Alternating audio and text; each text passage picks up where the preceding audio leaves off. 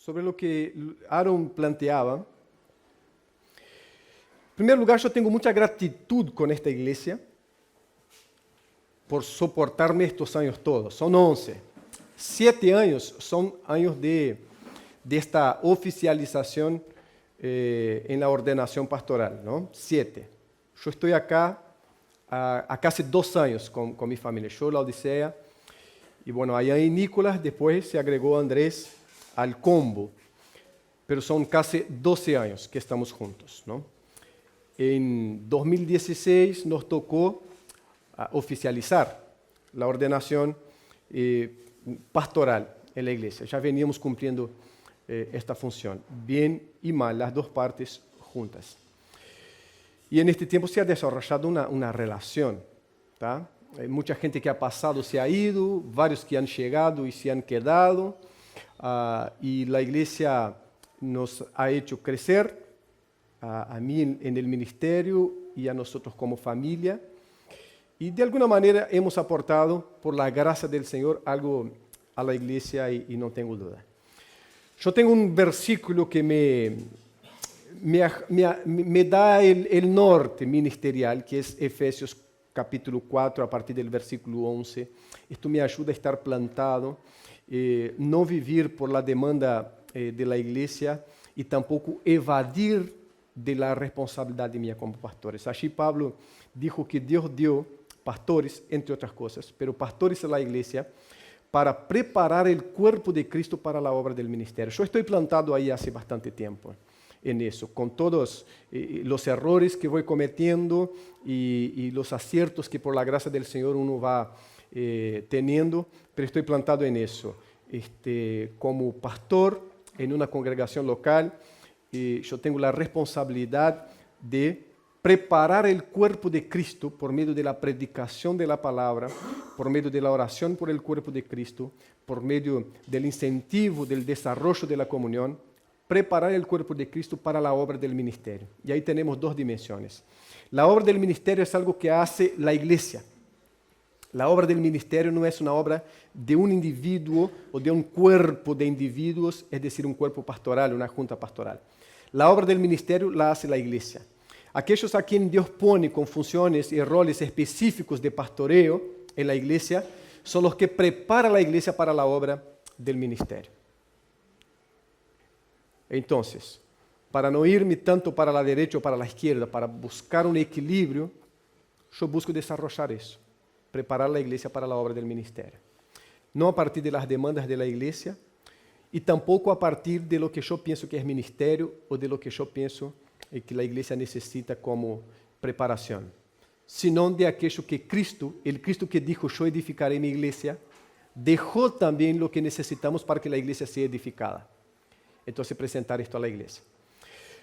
Pero el domingo que viene, en la asamblea, pero en el culto nuestro, nosotros vamos a hablar sobre nuestra filosofía de ministerio, nuestra como iglesia.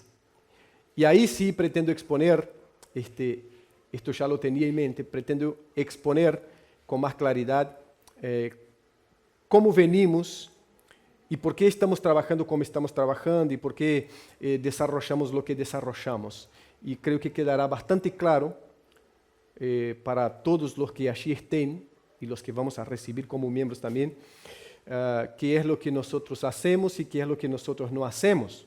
Y ahí involucra directamente lo que yo hago como pastor en la iglesia, ahora teniendo a Marcelo, bueno, desde un tiempo, Marcelo se sumó en estas épocas también, y nos ha sido de mucha bendición a todos nosotros. Acá nos ha ayudado a dar mucha firmeza ministerial y de dirección para la iglesia. Para cumplir esto uno se prepara, bueno, y yo estoy en eso, les puedo garantizar que con la gracia del Señor y la bendición de la iglesia, se preparando ministerialmente cada vez para poder ofrecer a la iglesia lo que la iglesia necesita para desarrollar la obra del ministerio. ¿Tá? Pero el domingo que viene estas cosas van a quedar mucho más claras. Hoy lo que puedo decir es que mi corazón se alegra, yo hablé domingo pasado, pero mi corazón se alegra cada sábado por la noche por saber que voy a estar domingo y con ustedes. Es un placer Es un placer poder estar con ustedes. Considerando todo lo que es estar uno con el otro, nosotros ya sabemos. Pero es un placer. Yo no vengo acá cada domingo por una obligación religiosa. Yo vengo porque me gusta estar con ustedes. Yo tengo placer en estar con ustedes. Tengo placer en pertenecer a esta iglesia, en ser parte de esta iglesia, con todo lo que nosotros somos como problema. No abro mano de nada para poder estar con ustedes. Ayer rechacé una invitación de hermano que me invitaba a predicar allá en La Paz, en un trabajo de misiones. Pero ya vamos a estar fuera octubre, ya vamos, entonces yo hablé, mira, no puedo. Y no puedo por una razón muy sencilla, no es que voy a salir y la iglesia se termine, porque me gusta estar con ustedes. Tengo una responsabilidad con ustedes de cada domingo y de cada lunes a viernes y sábado y domingo tengo responsabilidad con ustedes. Así que, queridos, ustedes también estaban conscientes de la responsabilidad que asumieron. Si hay algo que podemos decir fue todo claro, es ese proceso. Desde acá, Pastor Moisés dijo algo. Aviles no vino para acá para trabajar por ustedes. Él vino para trabajar con ustedes. Esta fue la filosofía desde siempre nuestra acá. No vine a trabajar por ustedes. Venimos a trabajar juntos con ustedes. Cada cual en su rol. Yo tengo un rol específico que Dios ha dado, pero cada cual en su rol, en su función, en aquel que Dios ha colocado. Pero trabajar juntos. Ustedes ya eran iglesia sin que yo estuviera. Y yo ya era hijo de Dios sin que ustedes estuvieran. Lo que Dios hizo fue unirnos en un propósito común para llevar el propósito de Dios acá en este lugar específico. De esto se trata. Bueno, ahora sí vamos a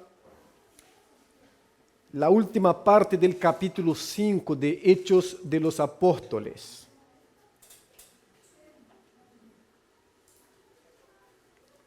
Si Dios es por nosotros, ¿quién contra nosotros? No vamos a predicar en Romanos, nada de eso.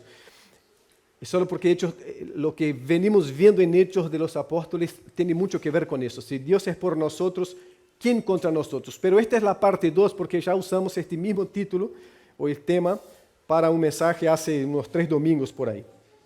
¿Tá? Si Dios es por nosotros, ¿quién contra nosotros? Tenemos un texto algo largo, así que vaya siguiendo versículo a versículo para no dispersar la mente. ¿Tá? Vamos a leer a partir del 17. Pero levantándose el sumo sacerdote y todos los que estaban con él, es decir, la secta de los saduceos, se llenaron de celos. Entonces echaron mano a los apóstoles y los pusieron en una cárcel pública. Ahora ya no es el espacio del templo, sino que es un lugar público donde otras personas esperaban también para ser juzgadas. Pero durante la noche, un ángel del Señor, y pongan atención a el artículo indefinido, porque en el Antiguo Testamento y hasta en el Nuevo se habla mucho del ángel del Señor, que muchas veces es una alusión al propio Dios o al propio Cristo, ¿no? Pero durante la noche, un ángel del Señor abrió las puertas de la cárcel y sacándolos, les dijo, vayan, preséntense en el templo y hablen al pueblo todo el mensaje de esta vida. Habiendo oído esto, al amanecer entraron en el templo y enseñaban. Cuando llegaron el sumo sacerdote y los que estaban con él, convocaron al concilio, es decir, a todo el senado de los israelitas, y mandaron traer de la cárcel a los apóstoles. Pero los guardias que fueron no los encontraron en la cárcel. Volvieron pues y les informaron, encontramos la cárcel cerrada con toda seguridad y los guardias de pie a las puertas. Pero cuando abrimos, a nadie hallamos dentro. Cuando oyeron estas palabras, el capitán de la guardia del templo y los principales sacerdotes se quedaron muy perplejos a causa de ellas, pensando en qué terminaría aquello. Pero alguien se presentó y les informó, miren, los hombres que pusieron en la cárcel están en el templo enseñando al pueblo. Qué ironía, ¿no? Entonces el capitán fue con los guardias y los trajo sin violencia porque temía al pueblo. No fueron que los apedrearan, o no fuera que los apedrearan. Cuando los trajeron, los pusieron ante el concilio y el sumo sacerdote los interrogó. Les dimos órdenes estrictas de no continuar enseñando en este nombre y han llenado a Jerusalén con sus enseñanzas y quieren traer sobre nosotros la sangre de este hombre. Pero Pedro y los apóstoles respondieron, debemos obedecer a Dios en vez de obedecer a los hombres. El Dios de nuestros padres resucitó a Jesús, a quien ustedes mataron y colgaron en una cruz. A él Dios lo exaltó a su diestra como príncipe y salvador, para dar arrepentimiento a Israel y perdón de pecados. Y nosotros somos testigos de estas cosas, y también el Espíritu Santo, el cual Dios ha dado a los que le obedecen. Vamos al versículo 33, todos despiertos. Cuando oyeron esto, se sintieron profundamente ofendidos y querían matarlos. Pero cierto fariseo llamado Gamaliel, maestro de la ley, respetado por todo el pueblo, se levantó en el concilio y ordenó que sacaran fuera a los apóstoles por un momento. Entonces les dijo, hombres de Israel, tengan cuidado de lo que van a hacer con estos hombres. Porque hace algún tiempo Teudas se levantó pretendiendo ser alguien, y un grupo como de 400 hombres se unió a él. Y fue muerto, y todos los que lo seguían fueron dispersos y reducidos a nada. Después de él se levantó Judas de Galilea en los días del censo, y llevó mucha gente tras sí. Él también pereció, y todos los que lo seguían se dispersaron. Por tanto, en este caso, les digo que no tengan nada que ver con estos hombres y déjenlos en paz. Porque si este plan o acción es de los hombres, perecerá. Pero si es de Dios, no podrán destruirlos. No sea que se hallen luchando contra Dios. Ellos aceptaron su consejo y después de llamar a los apóstoles, los azotaron y les ordenaron que no hablaran más en el nombre de Jesús y los soltaron. Los apóstoles, pues, salieron de la presencia del concilio, regocijándose de que hubieran sido considerados dignos de sufrir afrenta por su nombre. Y todos los días, en el templo y de casa en casa, no cesaban de enseñar y proclamar el Evangelio de Jesús como el Cristo. Padre, gracias por esta palabra, por este tiempo y por ser iglesia tuya. Oriéntanos según tu verdad, en el nombre de Cristo Jesús. Amén y amén. Varios versículos, ¿no? 17 al 42. Por supuesto que es una secuencia de lo que venía pasando. Lo que venía pasando fue lo que vimos domingo pasado, que por medio de los apóstoles, Dios estaba realizando milagros extraordinarios. De tal manera que la gente se ponía en el lugar donde la sombra de Pedro pudiera proyectarse para de esta manera recibir alguna sanación. Esto generó en la autoridad religiosa allí presente, otra vez, porque no fue la primera, celos, envidia. Quedó enfurecida la autoridad religiosa frente a los acontecimientos que se estaban dando allí.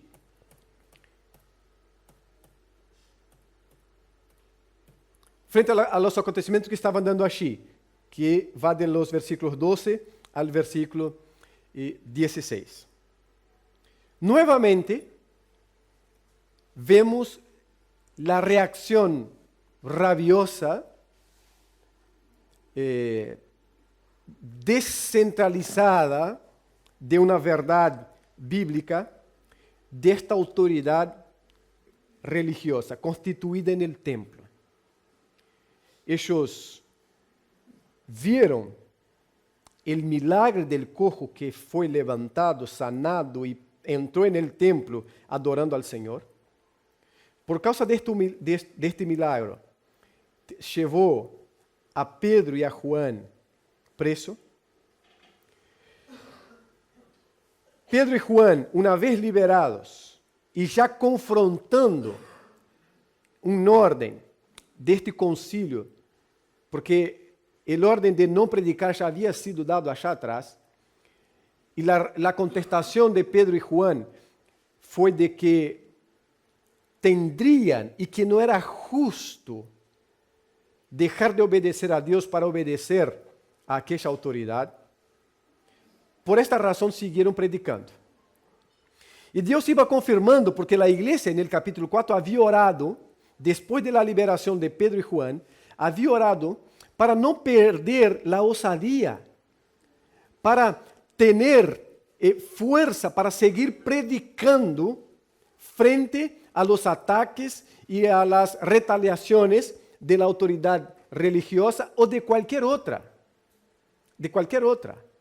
Y Dios confirmó eso haciendo temblar el lugar, es decir, confirmó la oración, la petición de seguir fortalecidos para predicar el Evangelio. Entonces, lo que ellos están haciendo es predicar el Evangelio.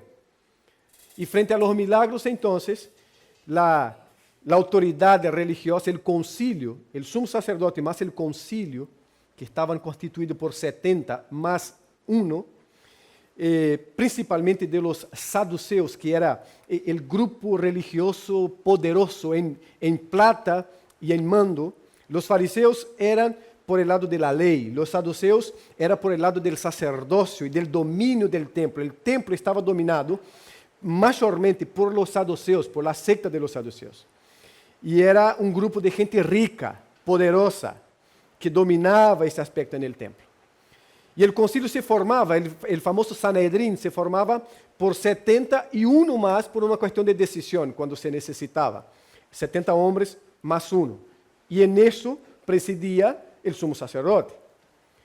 Cuando les llegó la noticia de todo lo que Dios venía haciendo de milagros, el texto dice, versículo 17, levantándose el sumo sacerdote y todos los que estaban con él, es decir, la secta de los saduceos, se llenaron de celo. Hay una verdad siendo predicada, queridos, y en esto queremos concentrarnos. Hay una verdad siendo predicada. Es el Evangelio. Luego más se va a llamar toda la verdad referente a esta vida. Esta vida quiere decir, ¿se acuerda de Jesucristo cuando estaba hablando, dando discurso, y allí estaban los discípulos y un grupo más de gente? Cristo estaba hablando sobre los desafíos de seguirlo, de estar con Él, y fue saliendo uno a uno. Y fue saliendo uno a uno. Cuando quedaron los discípulos nomás, Cristo mira a los discípulos y pregunta, ¿ustedes también no quieren irse? Y Pedro da una contestación. ¿Para dónde iremos nosotros si solo tú tienes palabras de vida? Y es esa palabra que ahora son determinados por el ángel que liberó a los apóstoles de la cárcel, que siguieran predicando palabra de vida, es decir, el Evangelio de Jesucristo, es decir, al Jesucristo mismo. Al Jesucristo mismo. Y después cuando estén leyendo o estudiando o preparándose, pongan atención en estos versículos que leímos, el pero. ¿Cuántas veces aparece? Haciendo un contraste. Dios estaba realizando milagros por medio de los apóstoles, pero el sumo sacerdote y el concilio se puso celoso. Celoso por la verdad que estaba siendo predicada. En Hechos capítulo 17 vamos a ver que Pablo se pone celoso y su espíritu se agita en sí, pero por causa de la idolatría. Porque en Atenas había ídolos por todo lado. Y era tan inagotable el espíritu ateniense por la idolatría que construyeron un altar al Dios desconocido, para no dejar a nadie sin un altar. Mire qué diferencia.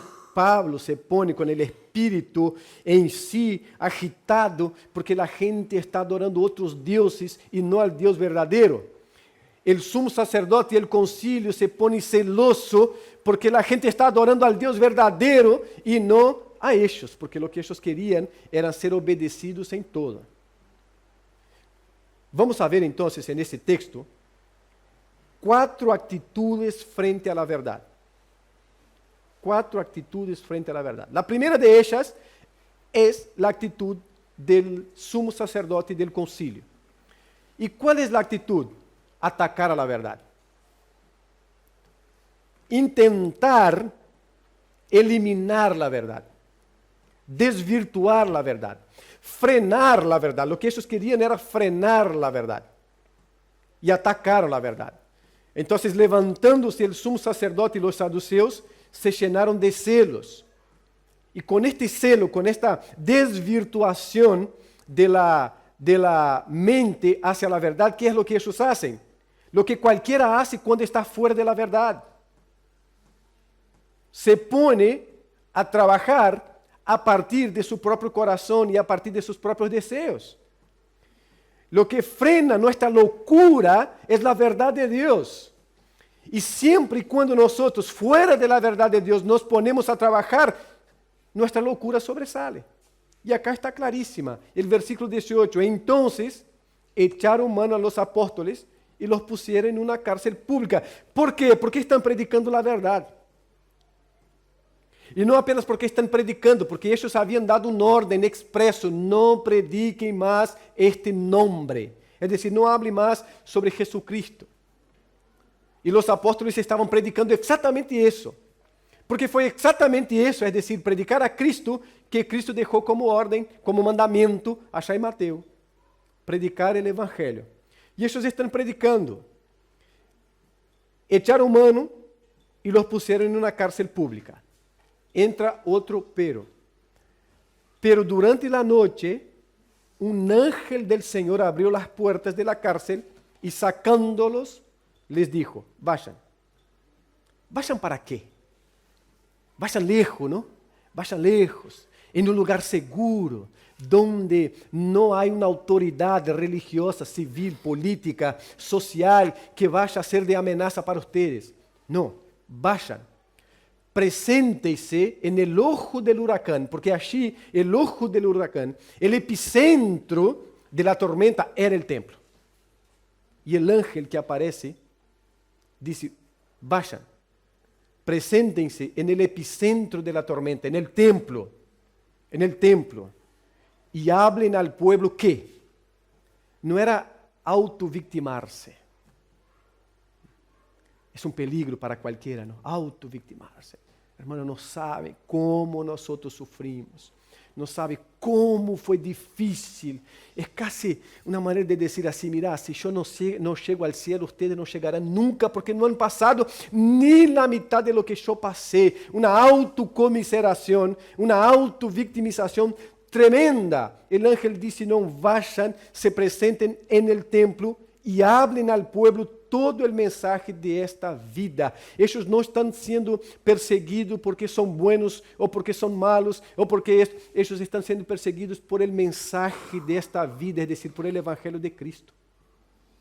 Y ahora lo que el ángel que se presenta y los libera de la cárcel dice es: vayan en el epicentro de la tormenta y predique lo que está produciendo la tormenta, el mensaje de vida. Pero la actitud de la autoridad religiosa acá es de atacar la verdad. Atacar la verdad. Porque la verdad incomoda. Juan el Bautista perdió la cabeza por hablar la verdad. La verdad incomoda a cualquiera. El tema, decía Mark Twain, es que mientras la mentira da vuelta al mundo, la verdad se está calzando los zapatos.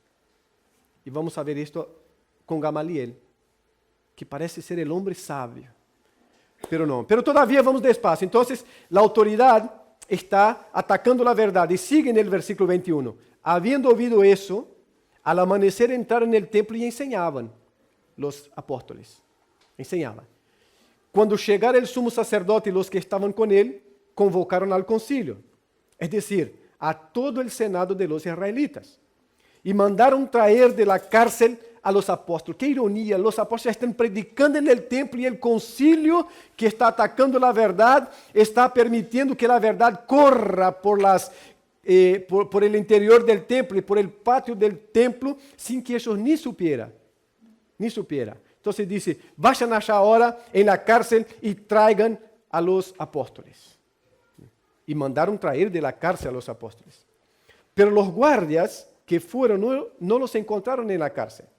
Volvieron pues y les informaron. Encontramos la cárcel cerrada con toda seguridad y los guardias de pie a las puertas. Pero cuando abrimos, a nadie achamos dentro. No había violación de la cárcel. El candado estaba en su lugar, no había ninguna barra de hierro cortada, cerrada. Estaba todo bien. El tema es que los apóstoles no estaban allá adentro. Y los que cuidaban estaban ahí, blandengues de la cárcel cuidando a los apóstoles, sin darse cuenta que los apóstoles ya no estaban más, porque nadie abrió las puertas. Y ya no estaba.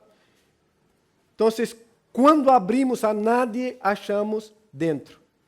Cuando oyeron estas palabras, el capitán de la guardia del templo y los principales sacerdotes se quedaron muy perplejos a causa de ellas, pensando en qué terminaría aquello. ¿Dónde va a terminar eso? Ya pusimos a esta gente en la cárcel, no fue posible quedar, azotamos, liberamos, dijimos que no predicara, sigue predicando y milagros extraordinarios están pasando. ¿Dónde va a terminar todo eso? Pero alguien se presentó y les informó, miren, los hombres que ustedes pusieron en la cárcel, ¿dónde están? En el templo enseñando al pueblo. Cuán lento andaban y cuán lentos andan aquellos que están lejos de la verdad. Parece que va lejos, parece que está súper adelantada, parece que va a cruzar la línea primero que todos, pero están súper atrasados y no se dan cuenta. Están buscando a los apóstoles en la cárcel y los apóstoles están así frente a sus ojos, casi en el templo, predicando lo que ellos prohibieron que se les predicara, el mensaje de vida, el evangelio de Jesucristo. El pecado embrutece de tal manera que quedamos ciegos. La mentira y los celos embrutecen de tal manera que no podemos ver la realidad de los hechos, de los acontecimientos. Pero alguien se presentó y les dijo y les informó, miren, los hombres que pusieron en la cárcel están en el templo enseñando al pueblo. Entonces el capitán fue con los guardias y los trajo sin violencia. ¿Por qué? Porque el pueblo estaba entendiendo. El pueblo estaba entendiendo lo que estaba pasando. Los creyentes no estaban entendiendo, porque allí representaban los creyentes. No estaban entendiendo nada. Por el contrario, quería callar la verdad por la fuerza, metiendo a los que anunciaban la verdad en la cárcel. Pero el pueblo está entendiendo. Entonces tuvieron que ir la guardia del templo, traer a los apóstoles, pero sin violencia alguna, porque cualquier violencia en contra de los apóstoles podría generar un apedreamiento de las autoridades, no de los apóstoles acá, de las autoridades, porque el pueblo aquí estaba con los apóstoles. Entonces dice, no fuera que los apedrearan. Cuando los trajeron, los pusieron ante el concilio y el sumo sacerdote los interrogó. Les dimos órdenes estrictas de no continuar enseñando en este nombre y han llenado a Jerusalén con sus enseñanzas y quieren traer sobre nosotros la sangre de este hombre. Hemos dado órdenes estrictas. Mira, somos autoridad acá. Acá ya hablamos, ¿no? ¿Hasta dónde va la obediencia civil, religiosa, política? Hay un límite. Y todo creyente tiene que entender eso. Por un lado tenemos mandamientos de Dios para obedecer cívicamente o civilmente a las autoridades. Por otro lado tenemos el ejemplo claro de la limitación de todo mandamiento civil, de toda ley civil. Y el límite es el mandamiento de Dios. Cuando Dios dice para predicar y alguien dice no predique, yo estoy autorizado a rebelarme contra el mandamiento civil, político, religioso que fuere, porque hay un mandamiento superior que es el mandamiento de Dios. Y está claro con Pedro, con los apóstoles acá. Y esto se lleva para cualquier ámbito de la sociedad. quando se dá qualquer mandamento em la sociedade que está em contra de la verdade de Deus, nós estamos autorizados a rebelar-nos em contra deste mandamento social para obedecer a Deus. Que é o que nós não estamos autorizados a fazer? A produzir rebelião em contra do Estado, a levantar gente para hacer um motim. Os apóstolos não fizeram isso. Eles não convocaram um grupo grande para ir em contra do mandamento das autoridades religiosas. Eles não agarraram armas. Eles não levantaram um grupo assim que estivesse também a favor de eles e em contra. O povo estava a favor de eles. Pero em nenhum momento eles disseram, mira, nos estão proibindo, temos que ir achar e produzir um alvoroço. Não. Eles apenas quedaram em lo que Deus mandou, predicar a palavra. Deus não disse, mira, levantar um grupo aí, vá em contra de todos aqueles que se pongan em contra da verdade. Não, Deus disse, predique a verdade. E eles se pararam na verdade. E mais, houve consequências que eles tiveram que sofrer por desobedecer o mandamento civil, neste caso religioso. Qual é? Foram azotados. Eles foram azotados. La famosa, los 40 latigazos que se dava 39 por las dudas para não passar. Pero pagaram o preço. ¿Por quê? Porque estamos autorizados a ir em contra de uma lei civil quando é confrontada com a lei de Deus. Pero não estamos autorizados por Deus de levantar nenhuma rebelião armada ou não armada em contra do Estado, porque isto não é para o creyente. Seguimos predicando a paz e as palavras de vida. E aí arcamos com as consequências. A cárcel, a cabeça, o azote, arcamos com as consequências. É o que passa acá.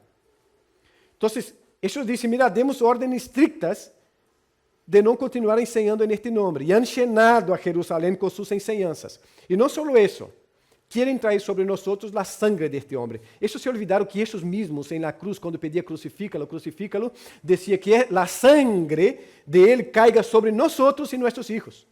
Eles pediram.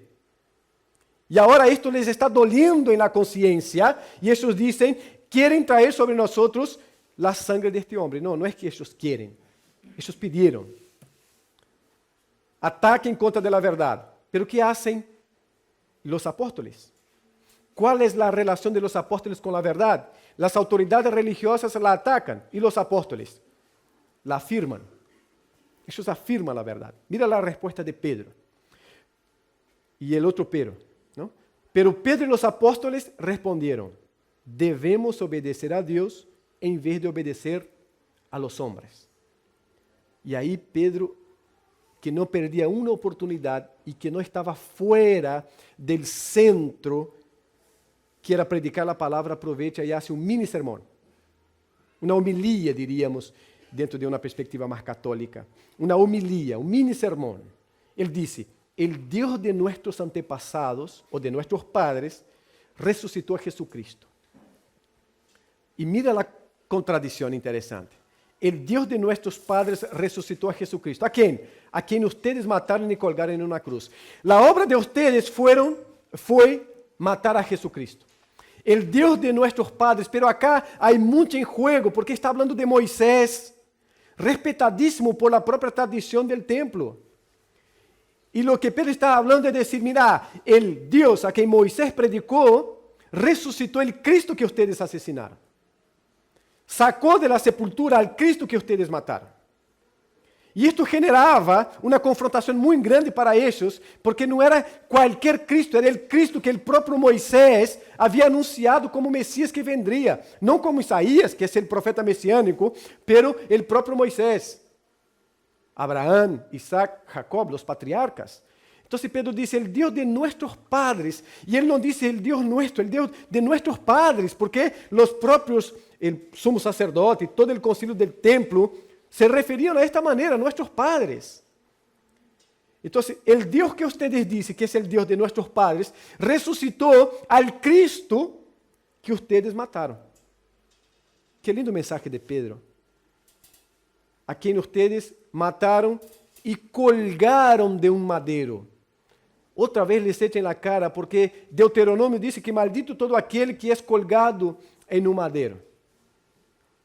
Y ustedes colgaron a Cristo, que el Dios de nuestros padres lo resucitó. Está muy claro que esta gente, el sumo sacerdote y todo el concilio está diametralmente, frontalmente en contra de Dios. Es lo que Pedro está dejando muy claro para ellos. Ustedes están trabajando directamente en contra de Dios. Porque el Cristo que ustedes mataron, Dios resucitó. Uno u otro tiene que tener razón acá. O Dios tiene razón y sacó a Jesucristo de la sepultura, o ustedes tienen razón cuando lo asesinaron. ¿Quién es que tiene razón? A quien ustedes mataron y colgaron en una cruz. A él, Dios lo exaltó a su diestra como príncipe y salvador. Y ahora mire qué interesante, el mensaje nunca apunta apenas a nuestro pecado. El mensaje apunta también a la esperanza que Cristo da. Entonces, Pedro dejó claro que ellos se habían equivocado muchísimo. Mataron al Cristo, pero Dios lo resucitó.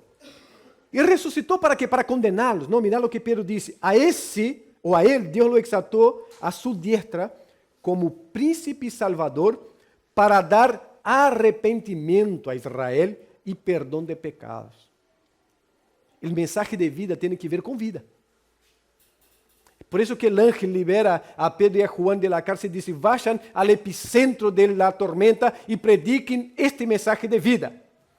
Porque los que están allí ya están condenados, no necesita ser condenado, necesita ahora darse cuenta de su pecado y recibir la vida. El mensaje de vida tiene que ver con vida. El mensaje de Cristo tiene que ver con dar vida a cada uno de nosotros. Pero no hace eso si en primer lugar no abre nuestra mente para que nosotros nos demos cuenta de nuestro pecado. La gracia nunca va a ser valorada si nosotros no nos damos cuenta de dónde estábamos. Tito, lo que leímos acá. La fotografía o la película de lo que éramos. También en Efesios capítulo 2. Éramos muertos en nuestros delitos y pecados. Nuestras obras no valían nada. Ahora valen. No para la salvación, sino porque somos salvos. Entonces, ya estábamos condenados. Y si no tenemos esta conciencia, no vamos a valorar el mensaje de vida. Si ya nos sentíamos vivos, ¿de qué nos vale un mensaje de vida? No vale nada. Vamos a valorar cuando nos demos cuenta que estábamos muertos y este mensaje de vida nos resucitó para la gloria de Dios. Pero tenemos que tener esta conciencia, por esto el mensaje de vida tiene que ver también con confrontar la muerte que habitaba nuestro ser, o los muertos que éramos nosotros. Y es por eso que Pedro deja claro diciendo, a él Dios lo exaltó a su diestra como príncipe y salvador para dar arrepentimiento a Israel y perdón de pecados. Hay un camino de salvación, hay un camino de perdón, hay un camino de vida y esta vida es lo que estamos anunciando. Y ahí Pedro sigue en el 32 y dice, y nosotros, él afirma la verdad. Contrariamente al sumo sacerdote y al concilio que ataca la verdad, Pedro, con los apóstoles, afirma la verdad y afirma en contra de cualquier circunstancia. Ellos dicen, y nosotros somos testigos de estas cosas. Ya habían hablado, ahora afirman. Somos testigos de que Dios resucitó a Jesucristo. Somos testigos de que Dios lo constituyó príncipe y salvador. Somos testigos de que todo esto pasó para dar arrepentimiento y salvación. Afirma la verdad. Pero afirma poniendo la cabeza en juego, en la guillotina. Pero afirma la verdad. Y Pedro no dice que solamente ellos son testigos. Mirá lo que él dice, qué lindo.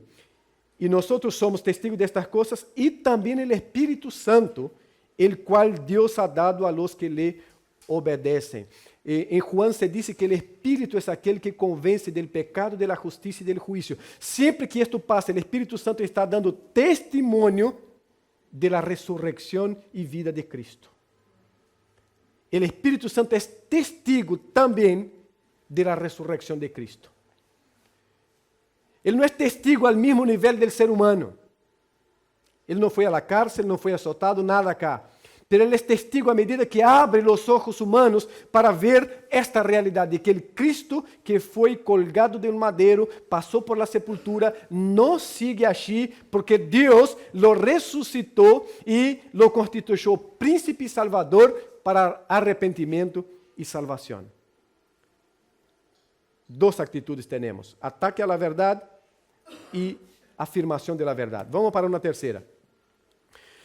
Quando estes oyeron esto, se sintieron profundamente ofendidos y querían matarlos. La verdad tiene que producir esto, decisión, ¿no? O para un lado o para el otro, pero decisión.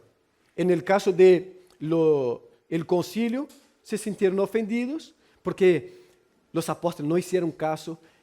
Y aquí, queridos, es Pedro hablando, un pescador. ¿Quién era Pedro para estar afirmando com tanta ousadia esta verdade?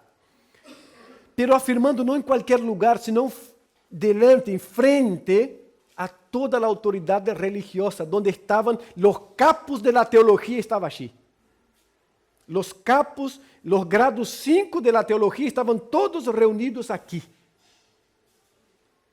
E estão escutando que era pescador, trabajaba en la empresa de su papá y que ahora está hablando de Cristo y una cantidad de gente está escuchando y haciendo caso. De tal manera que el Sanedrín no los puede sacar de cualquier manera, sino son apedreados. No los apóstoles, sino el concilio.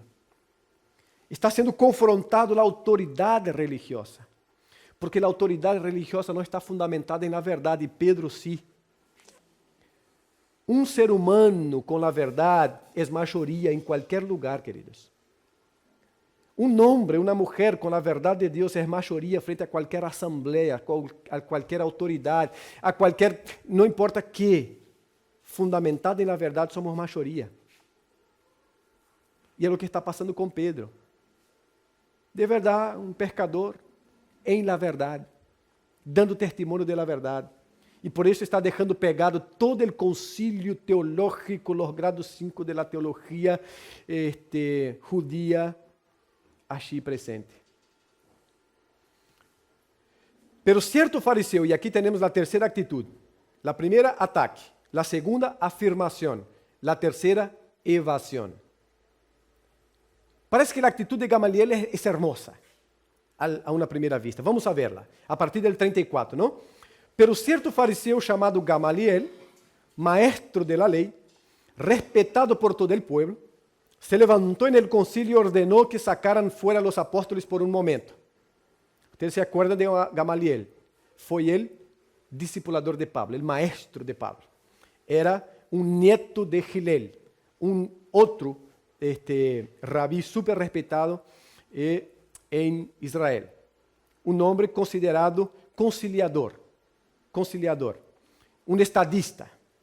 E acá ele demonstra isso, um estadista. Ele está para conciliar. Ele tinha respeito da gente, tinha também o respeito do concílio. Pero sua atitude. Pero certo fariseu chamado Gamaliel, maestro de la lei, respetado por todo o pueblo, se levantou en el concilio y ordenó que sacaran fuera los apóstoles por un momento. Entonces les dijo, mira la historia de Gamaliel, verídica. Hombres de Israel, tengan cuidado de lo que van a hacer con estos hombres. Porque hace algún tiempo Teudas se levantó pretendiendo ser alguien. Y un grupo de 400 hombres se unió a él. Y fue muerto. Y todos los que lo seguían fueron dispersos y reducidos a nada. Entonces Teudas se levanta con una misión y predica esta misión a la gente. 400 personas se unen a Teudas y luego Teudas es asesinado, es muerto y la gente y el movimiento se dispersa. Terminó. Entra otro personaje. Después de él se levantó Judas de Galilea en los días del censo, posiblemente un censo de Quirino, que Lucas nos habla de este censo. Y llevó mucha gente tras sí, y también pereció, y todos los que lo seguían se dispersaron. Mirá por dónde va Gamaliel. Teudas se levantó, 400, murió Teudas, se dispersó el movimiento. Judas de Galilea se levantó, várias pessoas se adhirieron al movimiento, pereció Judas, marchó todo el grupo. Por tanto, en este caso les digo que no tengan nada que ver con estos hombres y déjenlos en paz. Porque si este plano o acción es de los hombres, perecerá. Pero si es de Dios, no podrán destruirlos, no sea que se hallen luchando contra Dios. Ellos aceptaron su consejo y después de llamar a los apóstoles, los azotaron y les ordenaron que no hablaran más en el nombre de Jesús y los soltaran. Es una actitud de evasión de la verdad. ¿Por qué? Porque ya está claro lo que Dios está haciendo por medio de estos hombres. En todo lo que ya pasó, el cojo que se levantó, la adoración en el templo, las sanaciones todas que se va dando en el templo, en las calles, por medio de la sombra de uno, y Dios está realizando milagros extraordinarios. El temblor de la casa donde la gente estaba reunida. Está claro a esta altura para el que quiere ver, que este movimiento sigue vivo y que Dios está obrando en este movimiento. Y Gamaliel no era bobo. Si hay una cosa que él no era, es bobo. Entonces, una decisión que parece muy sabia, al final, es una decisión de evadirse de la verdad, porque si yo tengo claro lo que Dios está haciendo y convoca a la gente para decir, vamos a esperar, y no afirmo la verdad, yo me estoy evadiendo de la verdad y me estoy actuando con cierta cobardía hacia la verdad. ¿Por qué dejar que esto corra por más tiempo cuando yo también puedo levantar y decir, hermanos, tenemos que aceptar este movimiento, Dios está actuando en él? Porque estaba claro. No vamos a esperar, vamos a aguardar. En el íntimo estava claro que Deus estava actuando. Pero para não ponerse mal nem com o concílio, nem com a gente, nem com os apóstolos, ele disse, vamos aguardar. Porque se é de Deus, isto vai prevalecer e vai permanecer. E se não é de Deus, vai passar o que passou com Teudas e com Judas. Isto se vai dispersar. Passa que este movimento está crescendo e crescendo e crescendo. Não é o movimento de Teudas ou de Judas.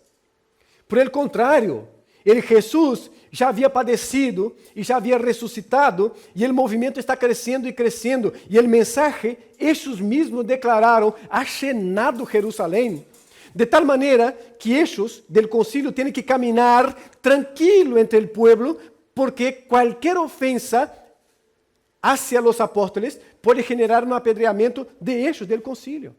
Porque o pueblo está entendendo que Deus está actuando assim.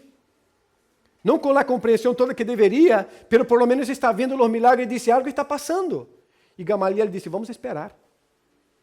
Vamos aguardar mais. Vamos deixar que o tempo solucione. Há coisas que sim, é o tempo que solucione, pero quando a verdade está tão clara, há que posicionar-se. Há que tomar uma decisão, há que ter atitude, hermanos. Não podemos aprender a convivir ou querer convivir com as ranas uma noite mais. ¿Se acuerda del faraón en Egipto? Las ranas están por todas partes. Él dice, mañana decido. Entrou por las casas, por los oídos, donde encontrava um espaço entrava a rana, é uma plaga, está, e ele decide passar uma noite mais com a plaga de la rana. Mañana decido. ¿Por qué no decidí en el momento? Si ya se dio cuenta, porque no era la primera, que la plaga está relacionada con la mano del Señor y una decisión favorable al pueblo, hace parar la plaga, ¿por qué no decidí en el momento? No, mañana decidimos. Si está claro que Dios está actuando en este movimiento, ¿por qué quedarse encima del muro? Vamos a esperar. Isto é evadir-se da verdade. Parece uma decisão sábia, pero enquanto o evangelho não é, porque o evangelho exige decisão clara e pontual. Clara e pontual. Para um lado ou para o outro, por lo menos o concílio dijo, tá, vamos assassinar luego. Metemos piedra, lapidamos e tchau. Não iba para o movimento, pero para estes capaz que era uma maneira. Gamaliel disse, não, vamos esperar. Ojo, quando a verdade esté clara, que nós não assumamos essa atitude de deixar para ver o que o tempo vai dizer, com medo de poner-nos em contra de um ou de outro. com medo de não estar bem com um ou com outro. Vamos esperar. Pero não esperar, não porque não esteja claro, sino porque posicionar-me pode generar certa atitude reaccionária de algum grupo. O Evangelho nos invita a posicionar-nos de maneira firme, ousada e clara. E a última atitude é da igreja. Se diz que os apóstolos, versículo 41, pues salieron de la presencia del concilio, después de haber sido azotados. ¿No? El concilio acató más o menos la decisión o el consejo de Gamaliel, pero igual dijo, vamos dar aqui uma paliza, por lo menos para salir con marcas. Entonces, los llevaron, azotaron y liberaron. Mira la actitud de los apóstoles. Salieron de la presencia del concilio regocijándose. Es interesante porque estar en la verdad, aún con sufrimiento, hay gozo en el corazón. Si hay algo que nos deja tranquilos, aún cuando el mundo se está desarmando, es saber que estamos fundamentados en la verdad. Es saber que estamos del lado de la verdad. No es que la verdad está de nuestro lado, no. Es que estamos nosotros del lado de la verdad. Nos deja tranquila. Nos deja tranquila. Aunque se esté calumniando, que se esté hablando lo que no es verdadero, pero saber que estamos del lado de la verdad, fundamentado en la verdad, nos da tranquilidad. Pero con ellos no era apenas tranquilidad, era regocijo. Era salir con el corazón explotando de felicidad por una única razón. Fueron considerados dignos de sufrir por causa de Cristo. Esto parece loucura. Regocijar-se porque foi considerado digno de sufrir por causa de Cristo. ¿Sabe que o cristianismo no siglo XXI está considerando Cristo digno de nós? Cristo se está sendo cada vez mais digno de nós. É por isto que a igreja está tão centrada em nós. É por isso que os mensajes estão tão centrados em nós. É porque é Cristo que é digno de nós. E não nós nos regocijamos porque Cristo nos hizo dignos de Él al entregarse por nós. Pero por esta razão nosotros vamos cada vez más poniéndonos en el centro y Cristo pasa a ser el servicial nuestro. Los apóstoles salieron regocijándose por ser considerados dignos de sufrir por causa de Cristo. Hermanos, si los apóstolos vieran la flojera con la que nosotros vivimos el Evangelio, ellos pedirían todos para volver a la sepultura. Se les diera a oportunidade de levantar por 5 segundos e ver todo o que nós temos a nossa disposição, e a flojera com que nós vivimos este evangelho, esta palavra de vida, eles pediriam a Deus, vuelva-nos à sepultura porque não podemos ver isso. Seria impossível para eles. Gente que sem nada, sin las versiones latinoamericanas, NTV, Deus habla hoy, Deus habló ayer, Deus vai hablar mañana, toda a Bíblia de la abuela, del niño, del corderito, del grupo de mujeres, de la mujer perfecta, de la mujer casi perfecta, del hombre bueno, del hombre malo, del hombre flojo, del hombre fuerte, todo eso, e a flojera com que nós vivimos o Evangelho. Quando esta gente, depois de levar uma paliza, salia regocijando-se por ser considerado digno de sofrer por Cristo. Porque não é que hicieron um concílio para dizer, estes homens são homens de Deus de verdade, porque anuncia a verdade. E aí eles salieron regocijando-se, porque alguém reconheceu que eles estavam anunciando a Cristo. Não tem que ver com isso. Tem que ver com uma paliza que levaram, que salieron com as espaldas desgarrando-se, e regocijando porque foram considerados dignos de Jesucristo, de sufrir por Jesucristo. Pero eu e todos nós aqui vivimos o Evangelho de maneira muito floja. Muito floja. Pero muitíssimo. sufrir entonces por el Evangelio, ni pensar. Ni pensar. Los apóstoles no, salieron regocijándose en su nombre. Entonces, la primera actitud, ataque de la verdad. La segunda actitud, ¿cuál era? Ayúdeme. ¿Ah? Afirmación, gracias, gente. Por eso somos cuerpo, afirmación de la verdad. La tercera actitud, ¿cuál era ahora? Bueno, ya aprovecha. Evasión de la verdad. La cuarta actitud, predicación de la verdad. Mira la iglesia. ¿Qué hacía la iglesia frente a todo eso?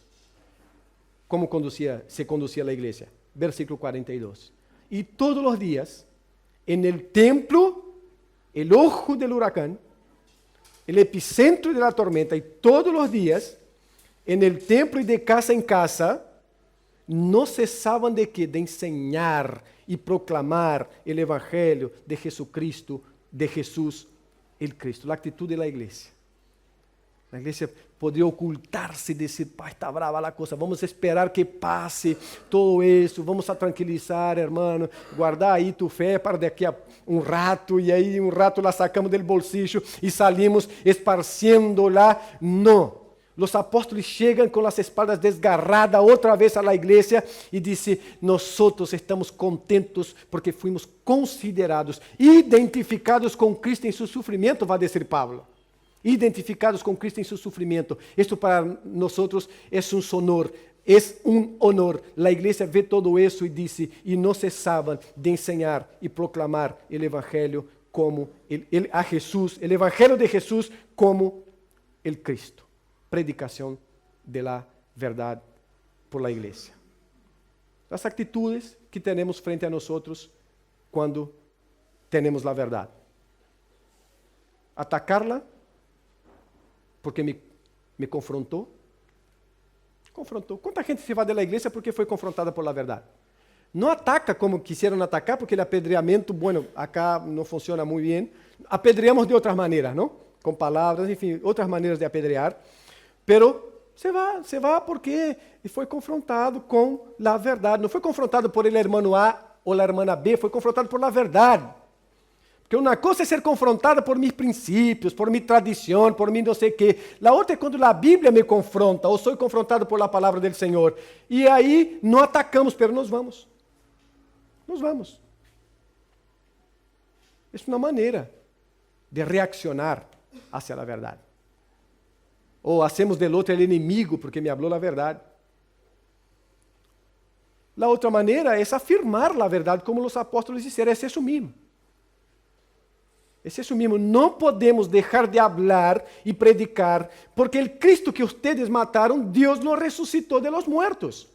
E lo resucitou para constituí-lo príncipe e salvador para arrependimento e perdão de pecados. Não há outro caminho para vocês. Não podemos deixar de anunciar, porque fora desta anunciação não vai haver a consciência de vocês do pecado que cometeram e da graça que Deus ha proporcionado ao ressuscitar este Cristo que vocês mataram. Afirmar a verdade. Eu creio realmente nisso. Vivo por isso. Vivo por isso.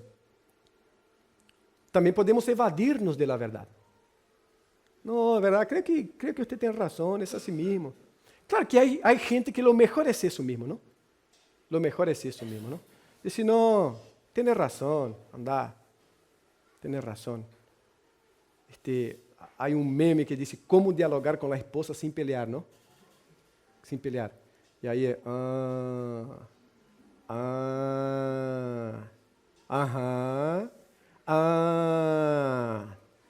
aí é diálogo sem pelea, não? Porque, ou então dá-lhe a razão de uma, dizer, correto, isso e tudo o que me vai dizer aí, já tem razão, saliste, pero a outra se evadir diretamente da verdade, dizer, não, vamos, está claro, pero mira, se eu me posiciono acá, este grupo vai estar em contra mim. Pero se me posiciono acá, este grupo vai estar em contra mim, é peligroso. Eu sou o estadista do grupo acá, eu sou o conciliador, então me quedo acá. E vamos deixar, irmão, o tempo, com o tempo. Pero se a verdade está clara, há que posicionar-se. Há que posicionar-se. E que hacemos quando sofrimos? Quando sofrimos por la razão correta. Ojo, no es por ser pesado en el trabajo, no es por ser mala onda. Sufrir por la razón correcta, que es la razón del Evangelio. No es por ser mal carácter. La gente está confundiendo persecución por causa del Evangelio con su mal caratismo, con ser pesado, ser una persona casi imposible de relacionarse. Dice, soy perseguido por eso y por aquel. No. No es de eso que trata la palabra. Ellos fueron perseguidos y se regocijaron porque fueron considerados dignos de sufrir por causa de Cristo, el sufrimiento por causa del Evangelio. Se regocijaron. Reevaluar el sufrimiento, hermanos, a la luz de la palabra de Dios, a la luz de la palabra del Señor. Y como iglesia, ¿qué hacemos? Predicamos. Predicamos la palabra. La cosa se viene poniendo cada vez más angosta. Y cada vez más angosta. ¿Qué vamos a hacer? Predicar la palabra. ¿Cómo podemos hacer eso? Como ellos hicieron. Se reunieron y dijeron, Señor, no nos deje perder la osadía. Llénanos de tu poder para predicar tu palabra. No es para entre nosotros acá generar ídolos humanos, es para predicar tu palabra. Llénanos de tu poder. Y ahí Dios tembló el lugar, los llenó del Espíritu Santo y ellos salieron predicando. Están acá, el fruto está aquí. De la llenura del Espíritu Santo está acá el fruto. Gente sufriendo y diciendo, glorias a tu nombre, Señor, porque fui considerado digno de sufrir por ti. Gente padecendo y saliendo por las calles y en el ojo del huracán diciendo, este es el mensaje de vida. Dios resucitó al Cristo que ustedes mataron.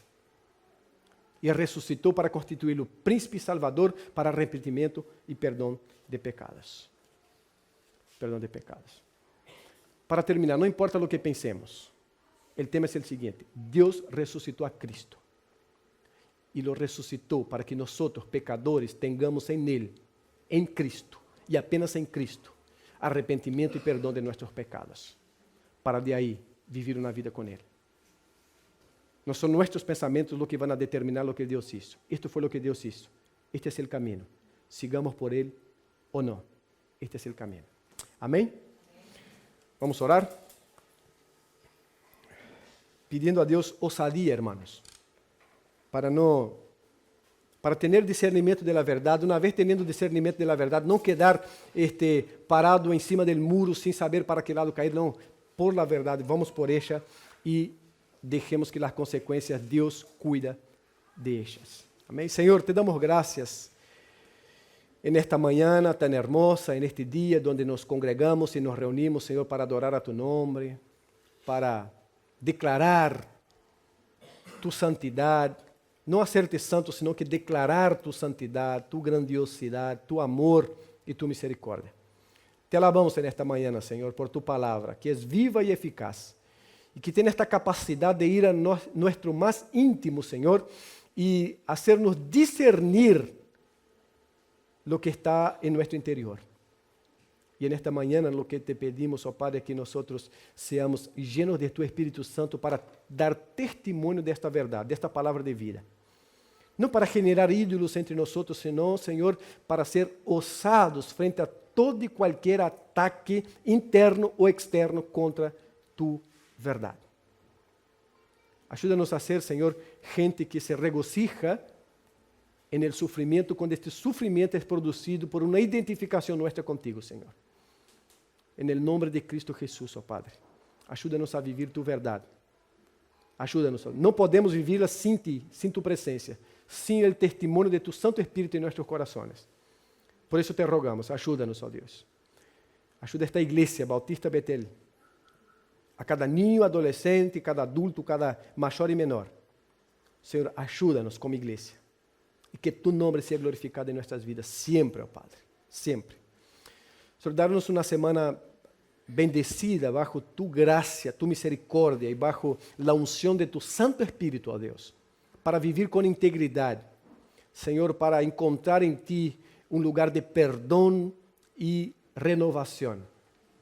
Señor, en el nombre de Cristo Jesús, gracias por todo. Te damos. Amén. Y amén.